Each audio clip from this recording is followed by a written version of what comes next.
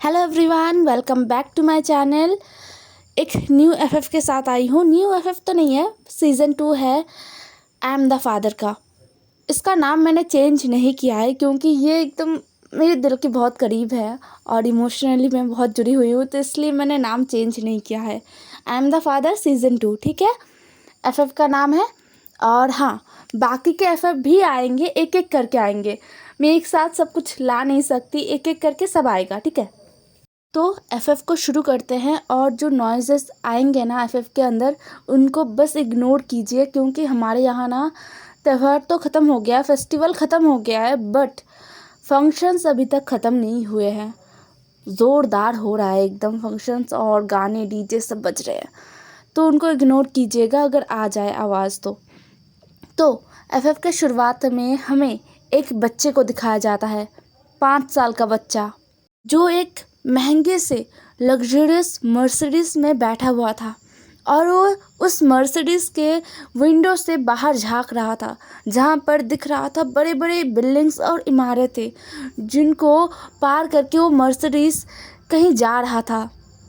वो बच्चा बहुत ही छोटा है, उसे कुछ भी समझ नहीं आ रहा है कि वो कहाँ पर जा रहा है, उसे कहाँ ले जाया जा रहा है, बट उसे इतना ज़रूर समझ में आ रहा है कि उसे उस जगह पर छोड़कर आया जाएगा, उसे अब अकेला रहना होगा, उसे अबैंडन किया जा रहा है। इसीलिए उस बच्चे की आंखों में आंसू थे। उस मर्सिडीज़ के अंदर एक वुमेन बैठी हुई थी जो बहुत ही महंगे क्लोथ पहनकर बैठी हुई थी, एकदम लग्जरियस, हर एक चीज़ ब्रांडेड, ज्वेलरी, कपड़े, शूज़, हर एक चीज़ ब्रांडेड था। वो बैठकर बस उस बच्चे को देख रही थी। उस वुमेन के आँखों में या फिर फेस में कोई दया नहीं था, कोई सिंपैथी नहीं था, उस बच्चे के लिए कोई प्यार भी नहीं था। वो वुमेन उस बच्चे को बस रोते हुए देख रही थी और गाड़ी अपने धुन में चला जा रहा था। लगभग 3 घंटे ड्राइव करने के बाद गाड़ी जाके रुका एक छोटे से विलेज में। उस विलेज का नाम है लोटस पियर। आज के मॉडर्न टाइम पर जहाँ पर बड़े बड़े इमारतें, बड़े बड़े बिल्डिंग्स खड़े हो गए हैं पूरे चाइना में, वहीं पर यह विलेज एकदम ही अलग है। यहाँ पर बहुत ही छोटे छोटे घर है, झोपड़ियाँ है, मतलब एकदम ही जैसे इस मॉडर्न दुनिया से बिछड़ा हुआ एक विलेज है। उस विलेज में पहुँचते ही वो वुमेन उस बच्चे को पकड़ते हैं। पकड़ने के बाद उस बच्चे को खींचते हुए लेकर जाने लगता है। वो बच्चा जो कि चल रहा था, वो ऐसा नहीं है कि वो ज़िद कर रहा था कि मुझे नहीं जाना है, वो जाना नहीं चाह रहा था, वो चल रहा था, बट वो वुमेन इतनी जल्दी जल्दी चल रही थी और साथ में उस बच्चे को घसीटते हुए लेकर आ रही थी। वो 5 साल का बच्चा है, वो थोड़ी ना एक बड़े इंसान की तरह चल सकता है। उस वुमेन ने उस बच्चे के तकलीफ़ों के बारे में, ना ही उसके प्रॉब्लम्स के बारे में जानने की कोशिश किया, बस घसीटते हुए लेकर एक बड़े से आश्रम टाइप था, वहाँ पर लेकर गया। लेकर जाने के बाद वो वुमेन उस बच्चे को उस आश्रम के गेट के अंदर धकेल दिया। उस आश्रम के गेट के सामने ही एक मतलब बुजुर्ग कपल, जो कि उस आश्रम को ओन करते हैं, जो कि उस आश्रम को चलाते हैं, वो थे। वो लेडी जो उस बच्चे को लेकर गई थी ना, वो लेडी उस कपल के सामने बहुत सारा पैसा देता है, मतलब बहुत सारी ऐसे गड्डियों में पैसे उस कपल के हाथों में देते हैं। देने के बाद बस यही कहा कि ये अब से आप लोगों का ज़िम्मा है, हमें इसके बारे में कुछ जानना नहीं है, इसका जो करना है, जैसे रखना है, जैसे पालना है, आप पालिए। ये बोलकर वो वुमेन वहाँ से चली गई थी, अपने मर्सिडीज़ में बैठकर वहाँ से चली गई थी। और वो 5 साल का बच्चा बस अपने आँखों में आंसू भरे हुए आँखों से उस गाड़ी को जाते हुए देख रहा था। कुछ देर तक देखने के बाद, जब तक वो गाड़ी उस बच्चे के आंखों से एकदम ओझल ना हो जाए, तब तक वो बच्चा वहीं पर खड़ा था और देख रहा था। उसके बाद वो जो बुज़ुर्ग कपल थे ना, उन्होंने उस बच्चे को अपने बाहों में उठा लिया और उस बच्चे के आंखों के आंसुओं को पोंछा और उस बच्चे को आश्रम के अंदर लेकर गए। उस आश्रम में बहुत बच्चे थे जो अनाथ थे, जिनका कोई भी नहीं था, और आज से उस 5 साल का बच्चा भी यहीं पर रहने वाला है उसका भी अब से कोई नहीं है, वो अनाथ है।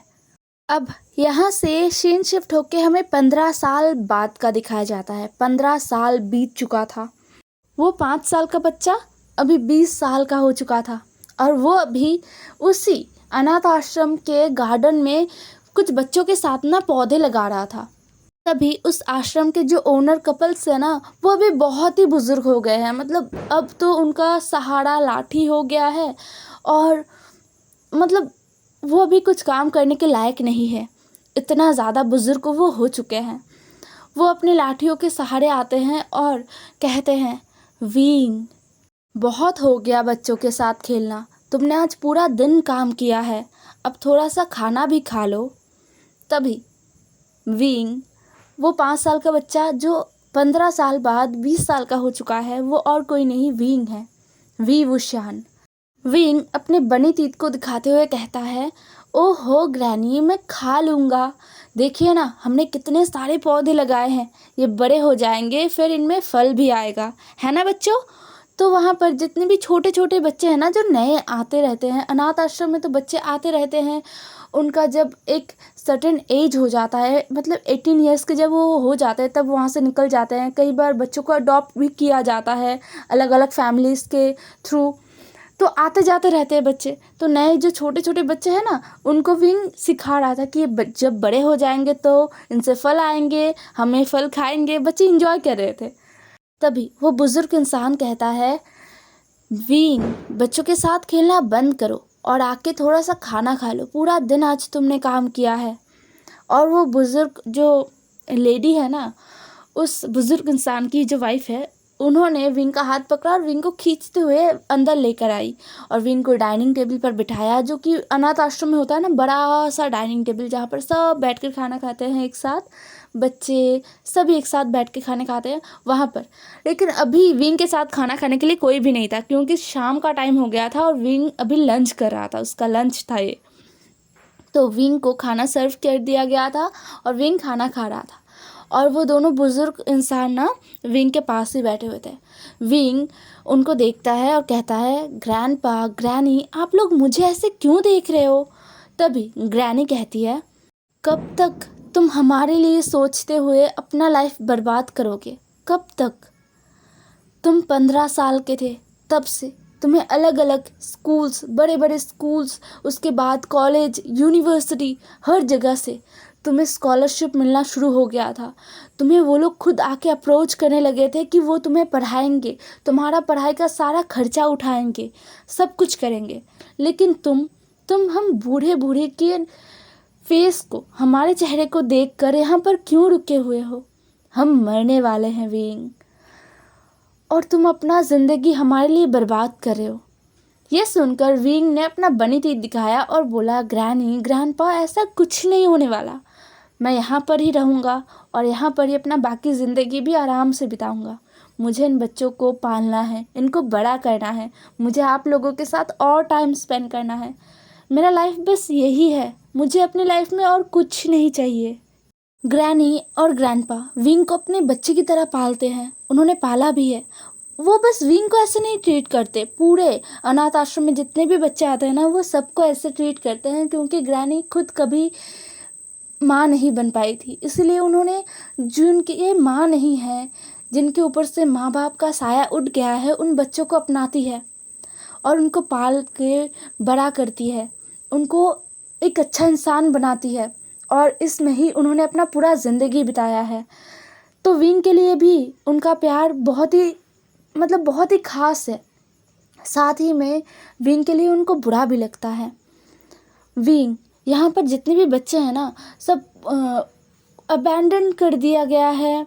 मतलब बहुत छोटे वक्त पर ही किसी को रास्ते से उठाया गया है, किसी को कोई अनजान पर्सन, मतलब रास्ते में ऐसे मिल गया था, आके देकर गया अनाथ आश्रम में बच्चे को। लेकिन विंग का केस अलग था। विंग को तो अनाथ आश्रम में छोड़ने उसकी स्टेप मॉम आई थी, उसकी स्टेप मदर आई थी, और उन्होंने बस 5 साल की उम्र में ही विंग को देते हुए, इस अनाथ आश्रम में छोड़ते हुए, उस ग्रैनी और ग्रैंडपा के हाथों में पैसा दिया था। और दोबारा इन 15 सालों में विंग के फैमिली से कोई नहीं आया था। बट ग्रैनी और ग्रैंडपा को इतना पता था कि विंग का जो डैड है ना वो विंग का बायोलॉजिकल डैड है। अब यहाँ पर थोड़ा सा ट्विस्ट है जो कि कहानी में आपको आगे समझ में आ जाएगा।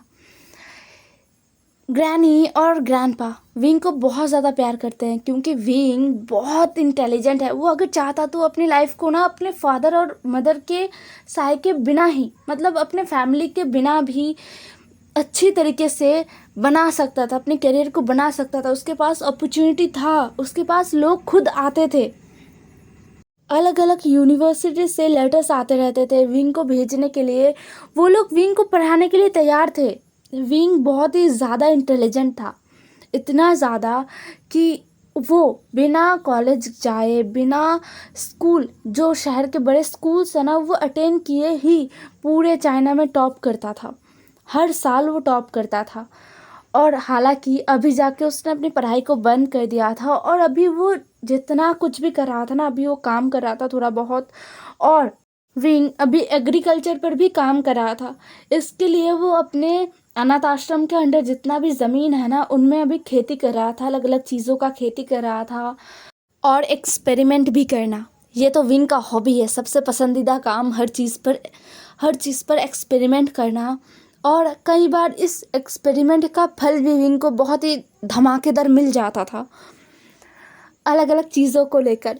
तो वो तो साइड की बात है। विंग अभी पूरा फोकस अपने जो आश्रम है ना उसको दे रहा था, उसके ऊपर दे रहा था। उसको कैसे और भी ज़्यादा ऊंचाइयों पर लेकर जाए और भी अच्छा फैसिलिटीज़ करे, जो बच्चे हैं वो और भी ज़्यादा अच्छे से पढ़ पाए और भी ज़्यादा अच्छे से वो जी पाए यहाँ पर। और बच्चों को लाया जाए जो बच्चे रास्ते में रहते हैं, जिनको अबैंडन कर दिया जा रहा है। आश्रम छोटा होने की वजह से ज़्यादा बच्चे आ नहीं पा रहे, तो विंग को भी ना पूरा ये आश्रम बड़ा करना है। विंग का ये थिंकिंग है। अभी विंग इस पर काम कर रहा था। दूसरी तरफ हमें जियांग हाउस का दिखाया जाता है जहाँ पर मैडम यू चिल्ला रही थी, चीख रही थी, चीज़ों को तोड़ रही थी क्योंकि लगभग 3 बार उनका प्रोजेक्ट फेल हुआ है। 3 बार उनको रिजेक्ट कर दिया गया है। 3 बार, 1-2 बार नहीं, 3 बार। वो इतनी परेशान हो गई थी, इतनी फ्रस्ट्रेटेड हो गई थी, उनको समझ नहीं आ रहा था कि चल क्या रहा है।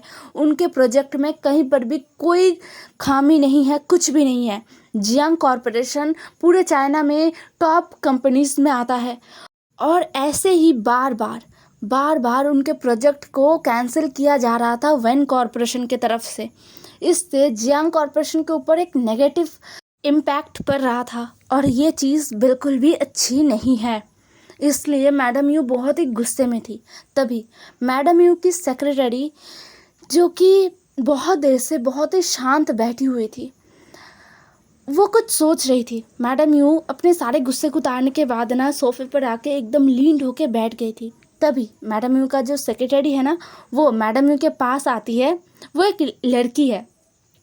वो मैडम यू के पास आती है। आते हुए ना वो कहती है, मैडम अगर हम कुछ अलग करें तो। मैडम यू जो कि सीधा होकर बैठ गई थी और अपनी सेक्रेटरी को देखने लगी थी। तभी मैडम यू का जो सेक्रेटरी है ना उसने कहा, मैडम वन चाओ वो बहुत ही ठड़की इंसान है और अगर उसको हमने अपने साइड कर लिया तो मिस्टर वन रूहान हमारे हर एक प्रोजेक्ट को आसानी से बिना देखे अप्रूव कर देंगे। ये सुनकर मैडम यू जो कि अपने सेक्रेटरी को अपने आंखों को छोटा करते हुए देखती है और बोलती है, और वो ऐसा क्यों करेंगे? वन चाओ हमारे साइड क्यों आएंगे? यह सुनकर ना जो सेक्रेटरी है वो स्माइल करती है और कहती है, वन चाओ बहुत ही ठड़की इंसान है, हमें बस वन चाओ के कमज़ोरी को अपना हथियार बनाना होगा, उसे अपने पसंदीदा कुछ देना होगा, उसको ललचाना होगा, तब वो हमारे हर एक बात को मानेगा और हमारा हर एक प्रोजेक्ट आसानी से बिना देखे ही अप्रूव हो जाएगा। यह सुनकर मैडम यू ने कहा, और ऐसा कैसे होगा ये तो बताओ, साफ साफ बताओ। वो सेक्रेटरी अपने थूक को निगलती है और फिर कहती है, वन चाओ एक अय्याश, ठरकी, बदतमीज़ इंसान है। ये बोलकर कुछ देर तक सेक्रेटरी ना मैडम यू की तरफ देखती रही। उसके बाद ना वो कहती है, अगर हम जियांग चंग को वन चाओ से मिला दे तो मतलब वो लोग थोड़ा फन करेंगे, वो आजकल के बच्चे हैं, नाइट स्पेंड करेंगे। तो ये सुनकर मैडम यू अपनी आँखों को बंद करती है और फिर अपनी आँखों को खोलती है और कहती है यू। ऐसा कहते ही मैडम यू ने उस सेक्रेटरी को ना धाई धाई करके 3-4 चांटे एकदम जरा दिए थे, वो भी एकदम बहुत ही तगड़े वाले, जिसके चलते ना उस सेक्रेटरी के दोनों गालों पर निशान पड़ गए थे। वो सेक्रेटरी अपने घुटनों पर बैठ गई थी और कह रही थी आई एम सॉरी मैडम, मैं बस आपको एक सलूशन बोल रही थी और कुछ नहीं, आई एम रियली सॉरी, मुझसे गलती हो गई। मैडम यू ने कहा तुम्हारी हिम्मत कैसे हुई, तुमने ऐसा कुछ सोच भी कैसे लिया, मेरा बेटा उस वेन चाव के साथ सोएगा। हाँ, तुम्हारा यही बोलने का मीनिंग था ना। तुम्हें पता है वो कितना ठरकी है, वो हर दिन चद्दर की तरह अपने पार्टनर्स को बदलता है और मैं अपने बेटे को, अपने प्योर बेटे को उसके पास भेजूँ डर्टी करने के लिए। बोलकर मैडम यू फिर से सोफे पर बैठ गई थी और एकदम लीन हो गई थी। उनको समझ नहीं आ रहा था। फिर ना उनके दिमाग में कुछ आया, एकदम सडनली आया था ये ख्याल उनके दिमाग में, और पिछले 15 सालों से उनके दिमाग में कभी ऐसा कुछ आया ही नहीं। लेकिन आज अपने सेक्रेटरी के बातों को सुनकर उनके दिमाग में ये बात आया और उनके चेहरे पर ना एक स्माइल आ गया। उनके चेहरे पर इतना ज़्यादा एक गंदा वाला स्माइल आया था ना कि वो देखकर वो सेक्रेटरी भी समझ नहीं पाया कि अब क्या हो गया। मैडम यू उठकर सीधी से बैठती है और फिर अपने सेक्रेटरी के गालों को सहलाते हुए बोलती है I am sorry lily, I am really sorry, मुझे तुम्हें ऐसे मारना नहीं चाहिए था, तुमने एकदम ही सही आइडिया दिया है, बट जियांग चंग नहीं, कोई और जियांग चंग के बदले ये काम करेगा। आई एम रियली सॉरी और थैंक यू सो मच मुझे ये आइडिया देने के लिए। ये बोलकर मैडम यू वहाँ से उठती है और अपने कमरे में चली जाती है। मैडम यू का जो सेक्रेटरी है ना, उसको समझ नहीं आ रहा था कि क्या हुआ, वो कौन है जो मैडम यू का बलि का बकरा बनने वाला है। उसके next day he madam you ready हो रही थी, अपने कमरे में वो रेडी हो रही थी। वो कहीं पर जाने वाली थी, वो ऑफिस नहीं जा रही थी, ये तो पक्का था। इसलिए जियांग फैमिया ने पूछा यू कहाँ पर जाने वाली हो तुम, क्या आज तुम्हें कहीं पार्टी में जाना है, अपने किटी पार्टीज में।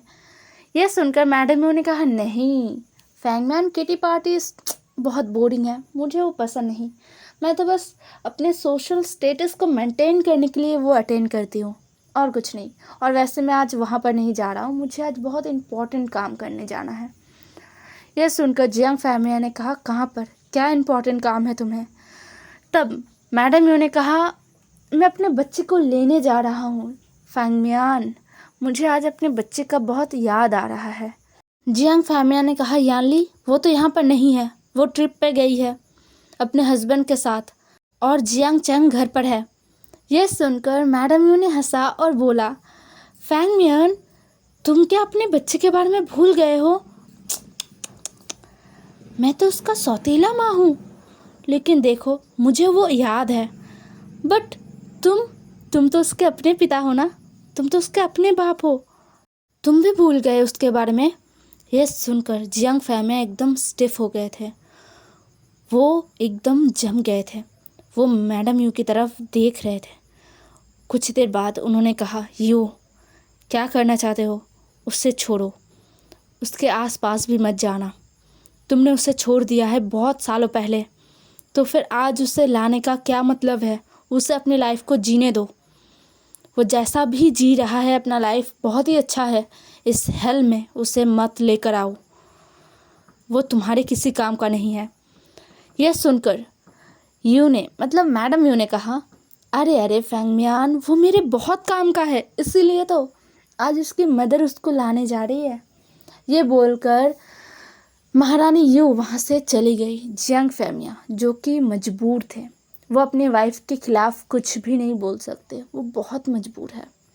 वो एक ऐसे पिता है ना जिसने सालों पहले अपने ही खून को इनकार कर दिया था, अपने ही खून को अपने सामने से ले जाने दिया था, अपने ही खून से उन्होंने इतने सालों तक मुलाकात नहीं किया, एक बार आँखों का जो देखना भी होता है ना, वो भी नहीं देखा था। यहाँ से सीन शिफ्ट होके हमें एक कमरे का दिखाया जाता है जहाँ पर लाइट एकदम डिम था। कुछ मतलब दिख नहीं रहा था, साफ साफ कुछ भी नहीं दिख रहा था। उसमें भी किसी का एक स्ट्रॉन्ग प्रेजेंस महसूस हो रहा था, किसी का एक स्ट्रॉन्ग ग्रिप, और उसके साथ ही कोई विंग को जकड़ रहा है ऐसा महसूस हो रहा था विंग को। विंग का आंखें वो खुल नहीं रहा था, विंग अपने आंखों को खोल ही नहीं पा रहा था। वो एक अलग ही नशे में था, कुछ हो रहा था उसके साथ, वो खुद को फील भी नहीं कर पा रहा था। वो अपने हाथ पैरों को धीरे धीरे हिलाना बंद कर चुका था, मतलब वो अपने हाथ पैरों को ना हिला नहीं पा रहा था। उसके सांसें बहुत ही ज़्यादा हैवी हो रहे थे, उसका पूरा बॉडी एकदम हॉट हो गया था, हद से ज़्यादा गर्म हो गया था उसका बॉडी। और उसे महसूस हो रहा था कि उसके साथ कुछ हो रहा है, उसके साथ कुछ हो रहा है, कुछ अनकंफर्टेबल सा, जो उसका बिल्कुल भी मतलब मर्जी से कुछ अगर आपके साथ ना हो तो कितना अनकंफर्टेबल लगता है। विंग को भी वही अनकंफर्टेबल लग रहा था, बट कहीं ना विंग को एक अलग ही वार्मथ फील हो रहा था। इतना ज़्यादा वार्मनेस विंग को फील हो रहा था ना कि विंग के आंखों से आंसू के जो ड्रॉप्स है ना वो गिर रहे थे। विंग फील करता है कि उसके आंखों से जो आंसू के ड्रॉप्स गिर रहे थे ना, उसे किसी ने लिक किया है। उस पूरे कमरे में किसी के बहुत ही हैवीली ब्रीथ लेने का, किसी के ग्रोन करने का आवाज़ विंग के कानों में आ रहा था। विंग खुद भी हैवीली ब्रीथ ले रहा था, बट उसके मुंह से आवाज़ें निकल नहीं रहा था। वो चाह रहा था कि वो आवाज़ें निकाले, लेकिन उसमें इतना भी हिम्मत नहीं था कि वो अपने मुंह से आवाज़ें निकाले। उसका जो शरीर है वो उसका अलाउ नहीं कर रहे थे। उसको पता नहीं कि उसके साथ क्या हो रहा है। अपने आँखों में आंसू भरे होने के कारण विंग अपने सामने हल्का मतलब सब कुछ धुंधला देख पा रहा था। एक तो लाइट बहुत ही डिम था, उसके ऊपर से सब कुछ धुंधला था। उस धुंधले में भी विंग को एक एक परछाई जैसा कुछ दिख रहा था। परछाई नहीं, वो एक इंसान ही था जिसको विंग देख पा रहा था, बट क्लियरली नहीं देख पा रहा था। वह इंसान बहुत ही ज़्यादा स्ट्रॉन्ग था, विंग को ये फील हो रहा था, क्योंकि उस इंसान ने विंग को अपने आर्म्स में एकदम जकड़ के रखा था। और उस इंसान के मॉन्स या फिर जो बोला जा सकता है ना ग्रोन्स, और जो हैविली ब्रीथ लेना, और साथ में विंग के ऊपर उस इंसान का जो स्वेट है वो आके गिर रहा था, ये सब कुछ विंग महसूस कर पा रहा था। अब सुबह का दिखाया जाता है जहाँ पर विंग अपना सर पकड़ के ना उठता है। उसका सर इतना दुख रहा था, इतना भयानक वाला दुख रहा था कि विंग को मतलब उसने अपने लाइफ में कभी इतना पेन अपने सर में महसूस नहीं किया है। वो अपने सर को पकड़ के उठता है और अपने आँखों को खोलने की कोशिश करता है, जहाँ पर उसके आँखें भी जल रहे थे। लेकिन विंग ने जैसे तैसे अपने आँखों को खोला और आसपास देखा। ये कहाँ पर है विंग, ये जगह। फिर जाके विंग ने देखा कि उसके बॉडी में एक भी कपड़ा नहीं है, वो पूरा न्यूड है। विंग के बॉडी में जगह जगह पर मार्क्स थे।